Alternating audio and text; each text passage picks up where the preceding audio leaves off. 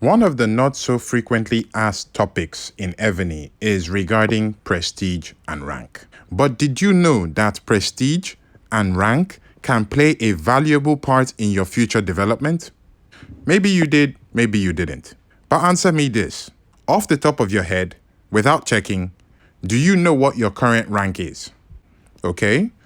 How about the amount of prestige you have? Do you know how close you are to the next rank level? We're going to cover the importance of rank and prestige and why you should pay attention to it. Hi, and welcome to Red Evony. I am Akayasha. You can call me Aka.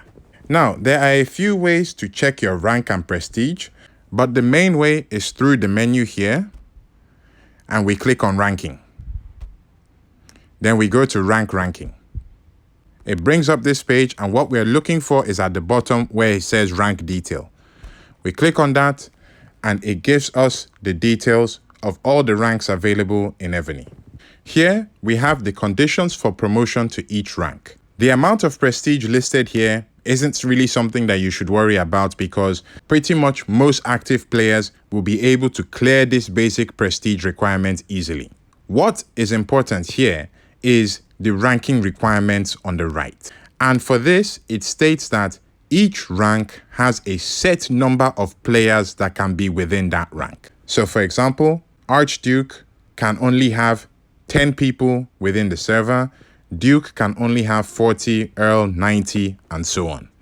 Now, when we click on the rank, let me take Baron for example, it gives you a display of the added benefits that you get for holding that rank. So in this case, someone at Baron will have plus 10% training speed, plus 10% healing speed, and so on. Now, all of these are fine, but the two main things to pay attention to here, the increased march size capacity. The higher you go in rank, you will get an additional increase to your march size capacity, and that is valuable. But the more important thing is you get additional sub-city slots. We can have a look here. Baron, you get +2. If we open Viscount, just above it, you get +3. And having an additional sub-city is very valuable for two reasons. The first one is that, of course, you get an added sub-city, which means that you can add the buffs from that extra sub-city. So if you're thinking about an additional Russia or Japan or Korea or China sub-city, you can add those buffs to your game.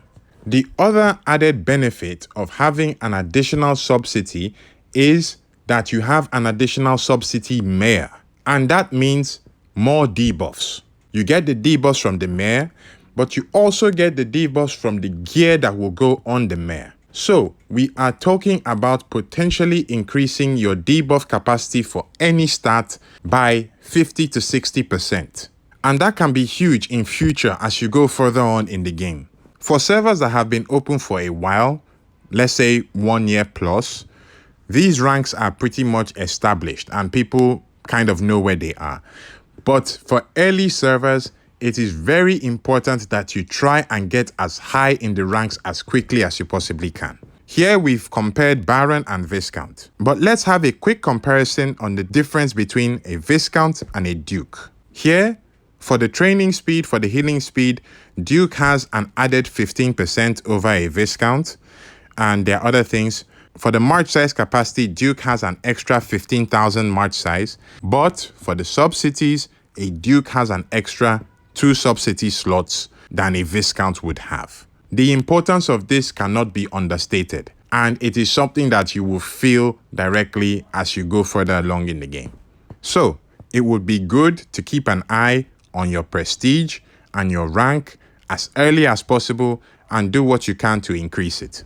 In the next video, I'll be talking about the best way to increase your rank and prestige, so be sure to stay tuned for that. Thank you, and Aka signing out.